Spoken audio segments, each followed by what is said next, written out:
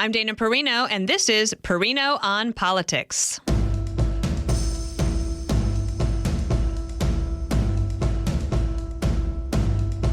With less than 50 days until President-elect Trump takes office, President Biden, well, he is nowhere to be found. Joining me this week is my friend and return guest, your favorite Republican strategist, former campaign manager for Senator Scott Brown, and co-founder of South and Hill Strategies. It is Colin Reed. Welcome back to Perino on Politics, where I call up my smart friends and find out what's on their minds about the state of American politics. Colin, welcome. Hi, Dana. Merry Christmas to you and your listeners. Thank you.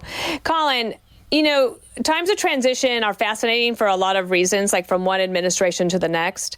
And this one is even really interesting because President Biden's gone on a couple of foreign trips, but he's pretty much been invisible. And Kamala Harris has been seen once in a video since a concession speech that she gave. They basically have just ceded all of the ground to President Trump, which is very different than how Obama treated this. What do you think's going on? Yeah, it's almost like he walked into that Amazon rainforest and never came back. It's really something else, and change really does feel afoot in this town. Just driving over here to the studio in D.C. today, it just feels like systemic change is here.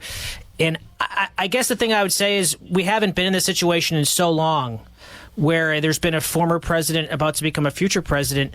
And it just seems like things are going so smoothly for President Trump right now. Everything's come up roses for him. No one's really been able to lay a glove on him politically. Now, that will change, of course, in time. But thinking back 8 years ago, the Democrats were already chomping at the bit, ready to punch up his nominees, ready to make life difficult for him, and it just doesn't seem like that. It's just like he's walking to the end zone untouched with almost no defense around him. Let's give people a couple of examples, because President Biden's gone to these international meetings. Yes, that's true, but it's President Trump that has had the consequential meetings, including being invited by President Macron of France to come and be a witness to the first mass that was held at Notre Dame Cathedral, or Notre Dame, I should say. Peter, get mad at me if I'm pronouncing it incorrectly. For the first mass that's been held there in 5 years since the fire. And he sat next to Dr. Jill Biden. They had a nice little exchange that looked like nice and friendly. But importantly, not only did he meet with Macron, but he also met with President Zelensky. And he's talking about ceasefires and figuring out a way to find peace in that country. And again, is Biden cool with that? I would assume so. Maybe he's even encouraging it. I don't know. And then we have the toppling of this regime in Syria, something that no one saw coming. And all anyone cares about is what President Trump is saying. No one's really interested in what the sitting commander-in-chief has to say. And I know President Biden did his event later in the day, and it's completely overshadowed. All anyone's talking about is President-elect Trump sitting next to Jill Biden, looking nice and friendly, looking like they're getting along. So yeah, it does. It really feels like something as different has happened. And look, the Democrats are demoralized. They don't have a leader. They don't have a direction, and they're really still reeling from last month's election result, which was so overwhelming. And they'll get it together. But right now, boy, there is not a lot of defense, and President Trump is playing offense every day. Not only that, we should also mention that several of the leaders have decided to come to Mar-a-Lago to see him, including Justin Trudeau, who had to smile and laugh through the idea of Canada becoming the 51st state, which, of course, was said probably tongue-in-cheek, but President Trump made his point. So you have these leaders coming to Trump, probably because they already know him, and they know that Trump wants to hit the ground running. What do you think, though, if we could talk about a little bit more on foreign policy? Here's what I'm going to recommend. If anybody listening wants to learn more about this whole situation, I recommend the Call Me Back podcast that posted today with Dan Senor as the host. It's the Call Me Back podcast. It's an excellent 45 minutes. Put it on 1.5 speed, you're done in 30 minutes, and you're going to know a lot more. So I don't want to necessarily get into the details of all of that in terms of the geopolitics and what's happening in the region. But can we talk about domestic politics when it comes to foreign policy, and go back to 2014 with Barack Obama, the president of the United States, who said there was a red line in dealing with Assad and chemical weapons, but then did not reinforce the red line, and the civil war has been going on for all this time. Yeah, there's a pretty direct line, Dana, between what happened then, between what President Barack Obama said, if you do this, we will do that. And he just didn't hold his end of the bargain. And there's a pretty direct connective tissue between that happening in Syria toward then the events of ISIS rising shortly thereafter that, all the murderous things they did, all the terror around the world. And then, of course, on the other side of the Obama presidency was Trump presidency. There was 4 years of relative peace, calm, tranquility. And then President Biden gets in, and all of a sudden, what do we have? We have a collapse in Afghanistan. We have a war going on in Ukraine between Ukraine and Russia. We've got the terrible events of October 7th. And if you look back at the course of that 12-year history, Obama-Biden foreign policy is, for all intents and purposes, identical. It's literally the same people in many positions. It's the same exact worldview. And there's just been this feeling along the way that things kind of feel amiss. Rogue actors are just running roughshod in the United States. And that didn't happen under President Trump. And people can argue whether that's causation or correlation. It's irrelevant. We weren't having these discussions. And now you've got hostile leaders like Emmanuel Macron or Justin Trudeau and even Vladimir Zelensky coming to kiss the ring of President Trump over the weekend. So it's a really stunning reversal of events. President Trump did an interview with Meet the Press. And what's interesting is this is the risk when you, as a journalist, when you pre-tape something with a leader like President Trump, you do that on Friday. And then by Sunday, Assad is flying to Russia and you have a whole different situation. So not a ton of news that he made, but he seemed to be ready to go on day one. How did you see that interview that President Trump did on Friday? To me, it was less what he was saying and more how he was saying it. He seemed very relaxed. He seemed very poised. And he seemed very forward-leaning. Unlike some interviews of the last 8 years, he wasn't talking as much about the past as he was the future. And he resisted the debate on many questions about January 6th or what's he going to do. And he kept coming back to energy, gas, groceries, and immigration. And as he said, these are the issues he ran on. These are the issues he won on. And that's what he wants to focus on. And if he does that, he's going to have both parties, both branches of Congress behind him, and he's going to have the chance to do a lot, at least in those first 2 years. And we'll talk a little bit more about that in the next block. One of the things I'm curious about when it comes to this foreign policy issue is that you have a lot of the people that President Trump has put forward as his nominees that are going to have to get Senate confirmation. Senator Tom Cotton of Arkansas predicted yesterday, I think, might have been this morning. This is Monday, December 9th that we're talking. Cotton saying he thinks everyone will get through. That could be. We'll see how it goes.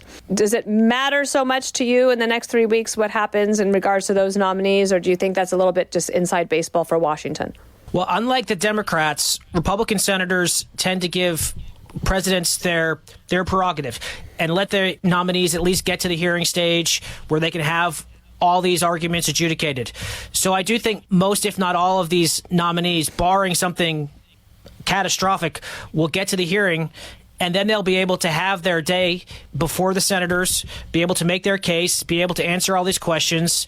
And I think you're going to see Republicans at least be open-minded to that. Whereas last time, or 8 years ago, there were a lot of Democratic senators already talking about how they were going to tank this nominee or that nominee because they want to run for president and they want to use the bully pulpit of their committee hearings to undermine their qualifications, credentials. So expect them to get a much fairer process this way around, because even if there's a Democratic president, Republican senators tend to give the nominees at least the benefit of the doubt to get to the hearing. Can I ask you one thing then? So right now, the Democrats have been remarkably quiet about these nominees and letting the Republicans kind of have their squabbles with it.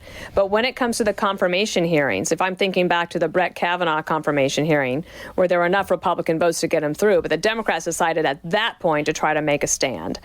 Do you anticipate that these confirmation hearings, when it comes to the Democrats, will be quite, at least, theatrical? Well, that remains to be seen. I guess it's who picks up the reins of this broken party and tries to lead it somewhere else. But right now, there's just nothing. It's silence. The only real drama in this town is whether or not a certain Republican senator is going to tank a nominee, not whether it's Democratic senator. And look, that will change over time. But the silence right now is so deafening. And it just speaks to the wilderness this party finds themselves in. And some of these quotes about their sitting president, I mean, they're brutal. Granted, they're anonymous quotes. Yeah, tell people a little bit about about that. These are Democrats, some of them on the record, but most anonymous, saying how frustrated they are that Biden is just frittering away this transition in his last few weeks. Yeah, they're just openly dumping on the sitting commander-in-chief, someone who's been a reliable party soldier for 50 years, and they can't wait till the door hits him on the way out, and he doesn't seem like he has much interest in playing ball either. So it's really something else, the way he's just completely vacated the bully pulpit. But let's be real. He did it many months before this, when he was forced out of the White House, when he was frog marched out of the Oval Office against his own wishes, and it's been a steep decline ever since. All right, let's take a quick break, and we'll be right back.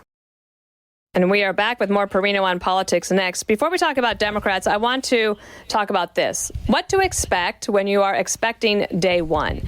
And I understand that there could be several moves on immigration, energy, maybe tariffs, something else. So how should Americans be thinking about how quickly things might affect them when it comes to day one actions? Well, if you look back to use history as a guide, there were a lot of things President Biden did on day one that he probably wishes he didn't, with the benefit of hindsight, such as undoing all the immigration policies that were working under the Trump administration, and he needed to undo them to show his base that he was serious about rolling back all the Trump era policies. And then look what happened. We had his border crisis went to historic levels, and it wasn't until President Biden came in 3.5 years later and put those executive orders back in place that the situation started getting better. So look, the other thing I think, Dana, is important to know is sometimes, and it makes sense, sometimes people think that the Trump administration can just come in, wave their magic wand, and undo a lot of these really bad things that have happened over the last 4 years. It's not always that easy, many of which they'll try to do, but some of this will require writing new rules and undoing a lot of the policies that have been passed, which will require Congress, which has got threadbare margins in the House, to pass repeals. So they've got a long to-do list. They've got good people who are chomping at the bit to do it, and I think they know they've got a 2-year window with which to get things done, but it's not as though they can just wave a magic wand and undo all these really devastating policies of the Biden era in a few hours. You know a lot about energy policy. So if Trump comes in and says, let's undo some of these things that have been, in his mind, hurting the economy, adding to inflation, when it comes to energy, what could you see that day? On day one, that's a great question. And hopefully the people who are getting ready to take the reins of government know that. I'll say this. There's a lot of confusion about, or not confusion, there's a lot of questions about how to undo many of the policies of the quote-unquote Inflation Reduction Act, which President Biden recently admitted was just a green giveaway and was designed to push the green agenda in a way using the levers of government. But look, a lot of these EV mandates, a lot of these fees on energy producers, it's not going to be something that the administration can just undo day one. But trust me on this, they're committed to doing it. They know how bad it has been for the economy, and they're going to figure out a way to get it done, because energy has always been, Dana, for all the things that might divide the Republican Party. That has been one thing where there's been a great deal of unanimity and a desire to really get results while the sun is shining. All right, let's turn to the Democrats, because right now, as you said, they're still sort of reeling from the election result, and there is a sort of a generational change happening, partly just because of the actuarial tables, but also because there's a desire to move forward. So we have people like the governor of California, Gavin Newsom, making some moves. You have even Alexandria Ocasio-Cortez saying, I'd like to step up. How do you see the Democrats sort of figuring out a way to right their ship? My guess is that the next leader of the Democratic Party will come from outside of Washington, and for a couple of reasons. One, many of the names here in D.C. have already run for president before and failed. It's tough to do that again, unless you're Donald Trump, who won and then won it again. That's one thing. And then two, look, I think the push and pull for these Democrats will be, and you can see this playing out right now between, say, Gavin Newsom on one hand and Josh Shapiro in Pennsylvania on the other hand. Gavin Newsom is trying to go all the way out there. He's already saying he's going to Trump-proof his state from these policies, whatever that means. He's doubling down on a lot of these green policies, the EV mandates, these items that were rejected at the national level to try and make his state a, quote, safe haven for these progressive policies. On the other hand, you've got Governor Josh Shapiro. Many Democrats secretly wish, or maybe not so secretly wish, he was the VP nominee. He's from a state in Pennsylvania that went red again for President Trump. They just elected a new senator, Dave McCormick. They toppled the Democratic dynasty out there, Bob Casey. Josh Shapiro, he has to run for re-election in 2 years. So my guess is you're going to see him tack to the middle, especially on issues like fracking that became such a lightning rod issue in this last presidential campaign. So they're going to have to figure out, do they go further to the left or do they run to the middle? And I'll let the Democrats sort that out. I'm not a Democrat. That's their problem. But that's going to be the push and pull they face. Interesting about Josh Shapiro, the governor of Pennsylvania, because if he runs for re-election, he would then be elected in 26, he takes office 27, and then you could almost see like a George W. Bush scenario where he ran for re-election of governor, won, did a year, and then announced that he was running for president. So you could almost see Josh Shapiro doing the same thing. And he's almost in the catbird seat, Dana, because he doesn't have to own the car wreck of the Harris-Walz administration or would-be administration and campaign. He can say, hey, look, they didn't pick me. That was their loss.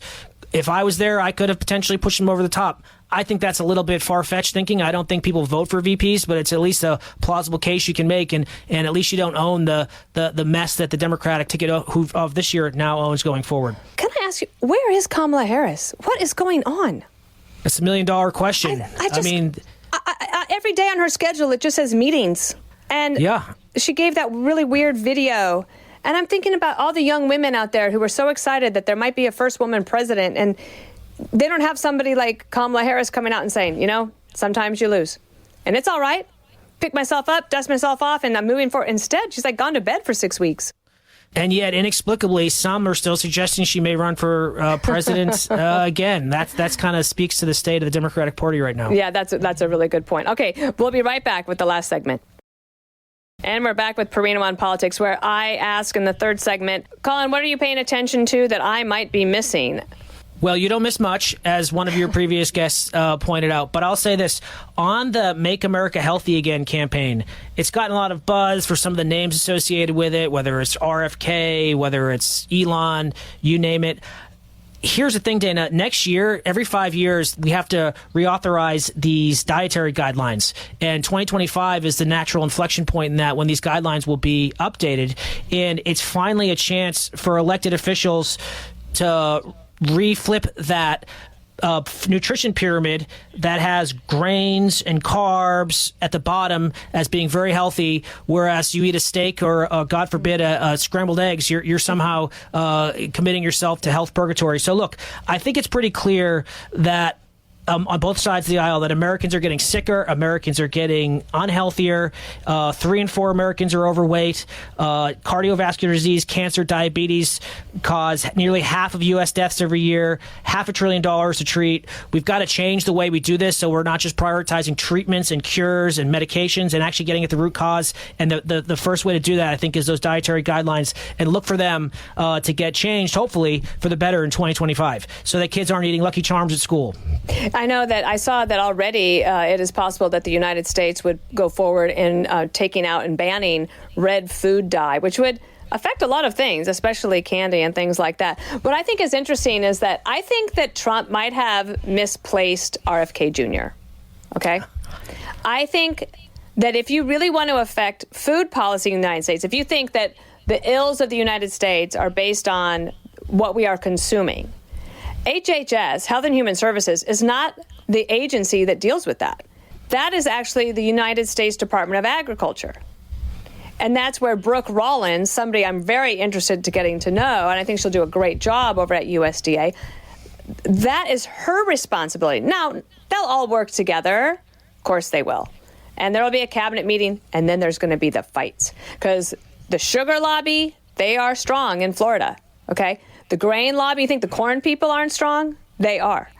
And so you have all of these different things coming together, not at HHS, but at USDA. Now, the FDA, which is under HHS, but is really an independent agency, Dr. Marty McCary will be over there. So part of me feels like, I know RFK was an interesting pick for a lot of reasons, and people wanted him because he has really wanted to make America healthy again. I'm not sure it's the best place for him. No, that's right. But he is an outsider, and I think that's what this system requires above all else, is people looking at it from a different point of view through a different lens. Yeah. So interesting. Anything else on your mind? No, not really. Just getting ready to enjoy another Christmas. Little Christmas. Here we go. You have a new house to enjoy. Yeah, we sure do. All right. Colin Reed, thank you so much. Great to have you on. Thank you, Dana. And we'll see you next week with more Perino on Politics. Listen ad-free with a Fox News Podcast Plus subscription on Apple Podcasts, and Amazon Prime members can listen to this show ad-free on the Amazon Music app.